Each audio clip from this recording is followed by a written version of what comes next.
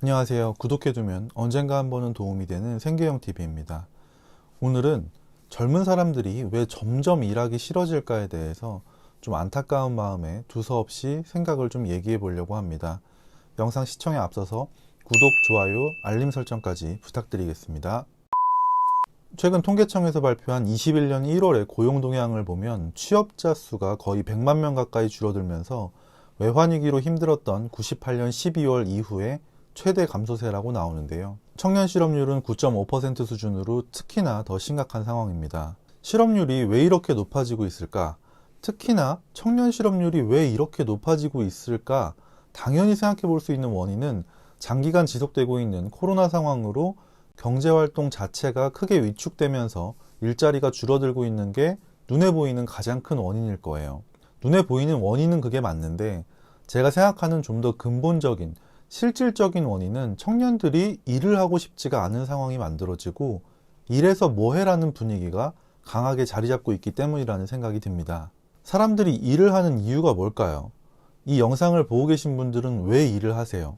나의 꿈 그리고 자아 실현을 위해서 일을 하는 분들도 아주 극소수 계시겠지만 대부분은 돈 벌려고 일하는 거죠.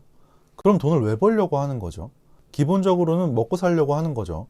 근데 우리나라 대한민국 경제 수준에 그냥 오늘 벌어서 오늘 한 끼 먹고 살 돈을 벌어야지 하는 분은 거의 없으실 거고, 남들보다 좀 더 맛있는 거 먹고 좋은 곳에도 놀러 가고 싶고 차 사고 집도 사고 그러고 싶은 마음에 일을 하시는 걸 거예요. 근데 지금의 상황을 보면 일을 해서 내 월급만으로 좀 더 맛있는 거 먹고 좋은 데 놀러 가는 것까지는 어떻게 해보겠는데 이제 월급만으로 집을 사는 건 거의 불가능한 수준에 도달을 했죠. 이제 아파트 값을 얘기할 때 10억이라는 숫자가 정말 우습게 나오는데 내가 정말 괜찮은 직장에 취업해서 월 500만 원을 받게 된다라고 했을 때 물론 이런 괜찮은 직장이 거의 없고 있다고 해도 내가 취업하기는 너무 힘들다는 것도 문제기는 하지만 지금 집값이 더 이상 오르지 않는다는 전제하에 숨만 쉬면서 16년을 넘게 일해야 10억을 마련하는 게 가능하죠. 이런 걸 생각해보면 내가 일하는 게 무슨 의미가 있을까 싶을 수밖에 없는 거죠. 젊고 어린 사람들이 뭔가 미래를 꿈꾸면서 희망을 가지고 일하기에는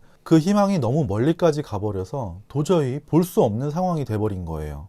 이 집값으로 심리적인 타격을 받은 젊은 세대들이 두 번째로 받은 심리적인 타격이 주식시장에서 다시 한번 발생을 했습니다. 전 세계 주식시장이 큰 폭으로 상승하는 상황에 우리나라 주식시장도 계속해서 최고점을 찍고 있죠. 누구는 어디 투자해서 얼마를 벌었다더라, 주식시장이 계속해서 오른다더라, 어떤 종목을 사야 되냐, 이제 어딜 가든 사람들이 모이면 피곤할 정도로 주식 얘기만 하다 보니 너도 나도 불나방처럼 주식시장으로 뛰어들고 있습니다. 최근에 주식 계좌를 신규 개설하는 대부분이 20에서 30대로 그동안에는 주식시장에 한 번도 관심이 없던 사람들이 이걸로 대박을 쳐봐야 되겠다, 테슬라가 1000% 올랐다더라, 비트코인이 연일 최고치를 찍고 있다더라 라는 얘기를 들으면서 주택시장에서 받았던 심리적인 타격에 이번 기회는 놓칠 수 없다라는 조급한 마음에 주식시장으로 달려들고 있는 상황인 겁니다. 상황이 이렇다 보니 취업을 못하고 있는 분들 뿐만이 아니라 취업해서 직장 다니고 일하고 있는 사람들조차 일 열심히 해서 승진해서 뭐해,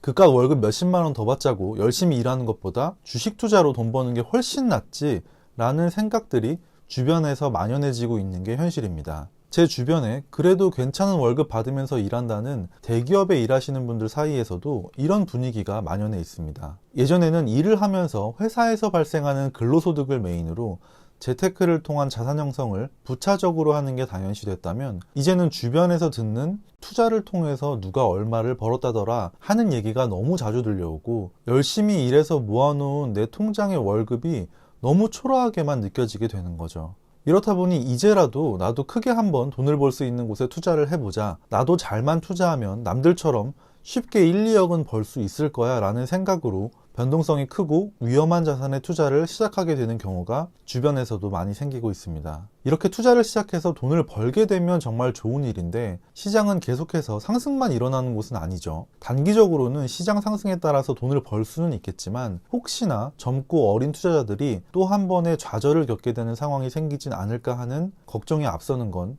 앨런 머스크도 비트코인을 안 사면 바보라고 말하는 상황에 그냥 제가 꼰대라서 그런 게 아닐까 하는 생각도 듭니다. 또 한 가지, 이래서 뭐해라는 분위기를 만드는 대표적인 이유 중에 하나로 실업급여가 있지 않을까 하는 생각도 들어요. 실업급여를 받아보셨던 분들은 알겠지만 고용보험 가입 기간에 따라서 120일에서 240일까지 지급이 되죠. 고용보험 가입 기간 180일이 넘으면 120일에 해당하는 실업급여를 받을 수가 있습니다. 일할 때 받았던 급여의 크기에 따라 상하한 금액이 있기는 하지만 이 상하한에 큰 차이가 없어서 대략 월 180만 원을 받게 되는데, 이렇다 보니 7, 8개월가량을 적당히 취업해서 일하다가 4개월간 실업급여로 생활을 하고 또 7, 8개월 일하고 실업급여 받으며 생활하고, 이걸 반복하는 사람들이 늘어나고 더 심하게는 이 제도를 악용하는 사람들도 늘어나고 있죠. 덕분에 고용보험의 수급자는 폭발적으로 늘어나고 고용보험의 재정은 점점 악화되고 있고요. 당연히 고용 안정을 위해서 이런 제도가 만들어져 있다는 건 정말 좋은데,